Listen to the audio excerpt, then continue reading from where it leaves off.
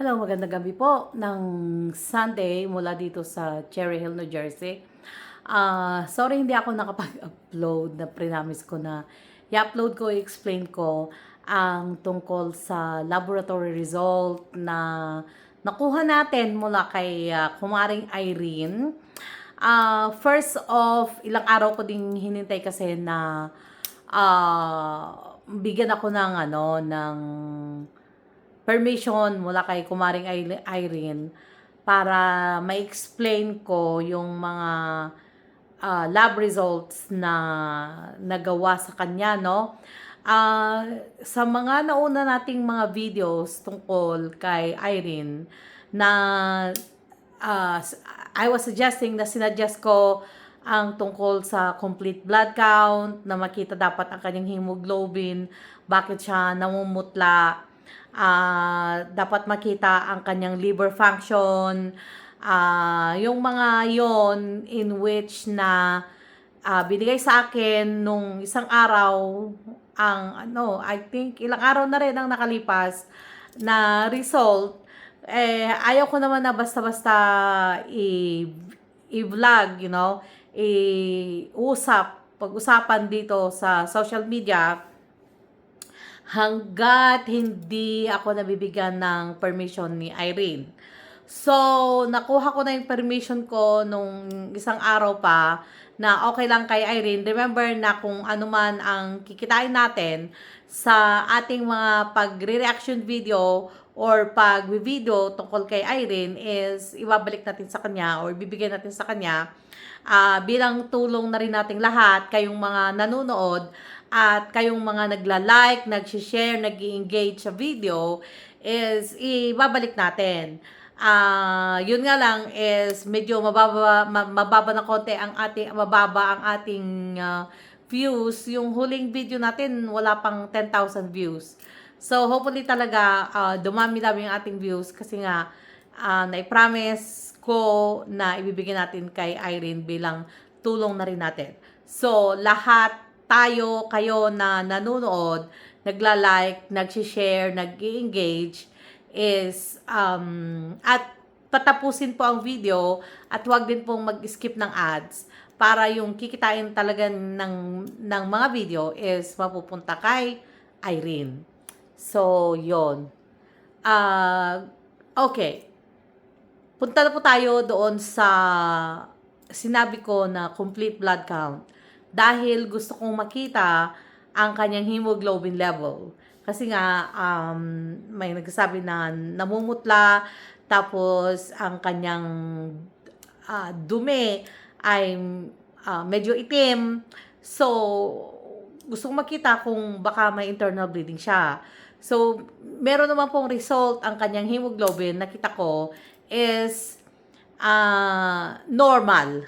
So, walang problema sa hemoglobin. Ibig sabihin, walang pagdurugo na internal sa loob ng kanyang katawan, no? Dahil normal ang hemoglobin niya.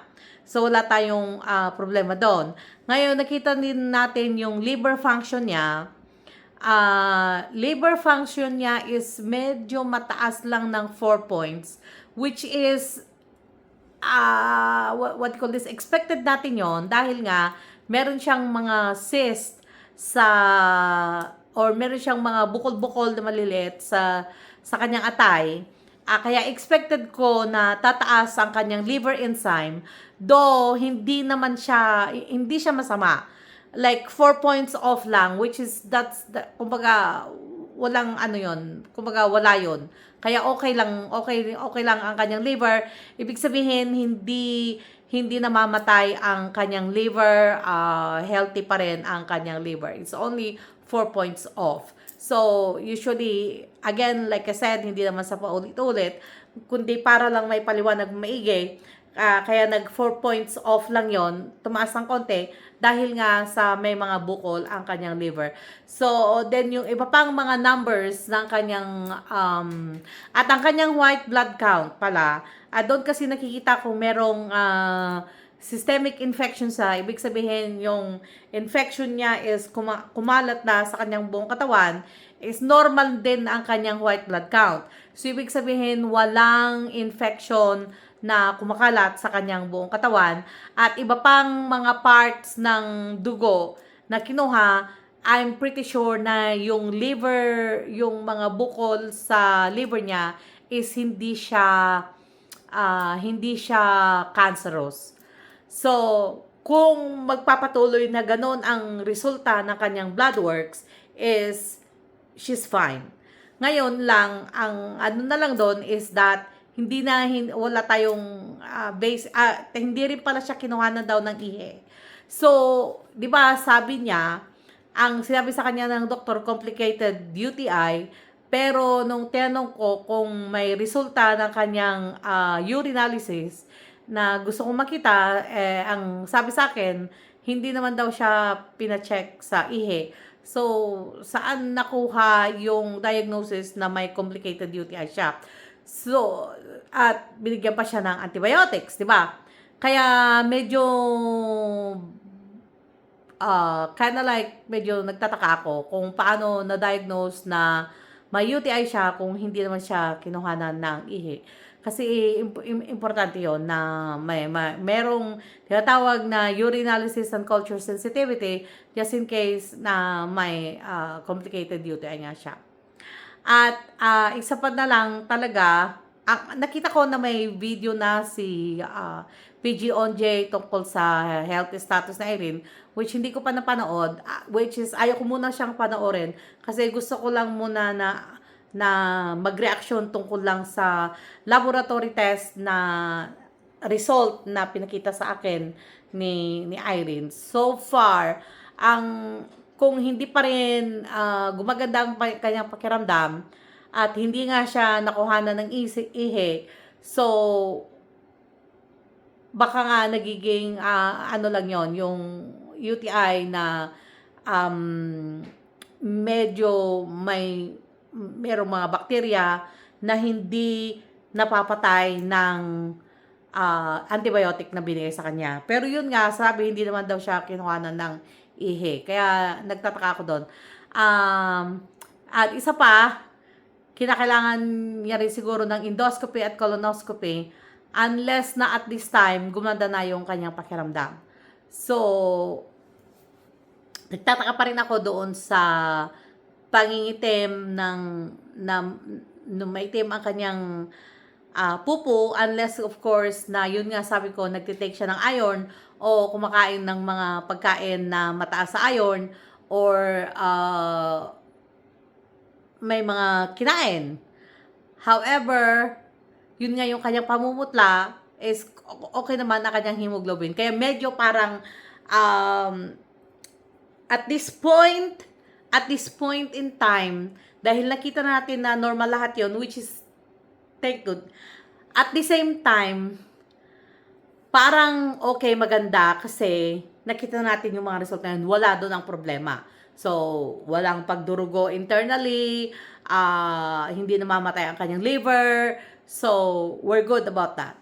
So, if up to this time, kung siya pa rin is masama pa rin ang kanyang pakiramdam, or ang tawag nito, nahirapan pa rin siyang huminga. So, ibig sabihin, sa ibang organs, ang may problema. So, hopefully, continues na magiging okay ang result ng kanyang mga laboratory test. And, ewan ko na lang kung ano na yung mga susunod na gagawin ngayon, kung siya ay CT scan, or gagawin siya ng colonoscopy or endoscopy, tignan na lang po natin. So, hopefully, everything will be okay kay sorry, kay Kumaring Irene. But so far, gaya ng sabi ko, yung mga blood works na binigay niya na resulta, so far, so good. So, thank you Lord sa mga results na yon. Na hopefully, simple lang. Kumbaga, alam niyo yun, yung UTI lang na napabayaan or something like that. Or may pneumonia. Kasi kung minsan yung pag may pneumonia ang isang tao, not necessarily naman kasi na inuubo eh. Kung minsan andun yun yung hirap na paghinga, ah, or pwede rin na sa kanyang pag naglo-lose siya ng weight, hindi ko nakita na tinest ang kanyang thyroid. So, pwede rin yun. Kaya iba talaga yung kompleto talaga yung gagawin na blood test kasi doon mo talaga makikita. Yon yung konting lakad lang, nahirapan ng huminga, naglo-lose ng weight. Pwede rin kasi yon na thyroid ang problema din doon. Kaya maraming mga pwedeng problema. Kaso nga lang kaso sa mga nauna nang pinakita ng mga resulta is okay naman siya. Kaya pagpatuloy mo lang, Irene, ang mag-follow up sa doktor kasi kung hindi pa rin maganda pakiramdam mo, maganda yung malaman talaga kung ano yung problema para nang sa ganun alam yung gagamutin. Yung mahirap kasi yung naghahaka-haka lang. Kinakailangan kasi yung talagang makita talaga, no? Diagnostically, at saka mga blood works, laboratory work ang kinakailangan talaga. Para makita talaga kung anong problema at yun ang gamutin at matapos na yung problema.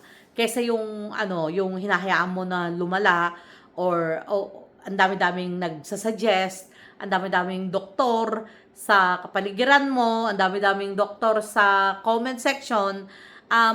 The best talaga is mga diagnostics at mga laboratory ng lahat ng dapat na ilaboratory para nang sa ganun makita kung ano ang talagang problema. Para once and for all, ma-solve kung ano yung problema yon. Mas maganda yon. Kasi mahirap kasi yung mga takot malaman kung ano yung problema. Marami ganun. Gagaya ng asawa ko, takot malaman kung ano ang problema sa medical. So, mas maganda yung alam mo na, at least, alam mo ang mga pwede mong gawin, pwede mong paghandaan, at kung ano ang mga pwedeng remedyo, ano ang pwedeng gamutan, mga ganung bagay ba. Kaya, so far, yung mga nakita kong mga results, so good. Kaya, yon, pagpatuloy po natin manood ng ating mga videos, huwag po kayong magsawa, at then at the same time, don't skip ads, at patapusin po ang video. Maraming salamat po. Comment down below, at tayo po ay nakatutok kay Irene. Maraming salamat po.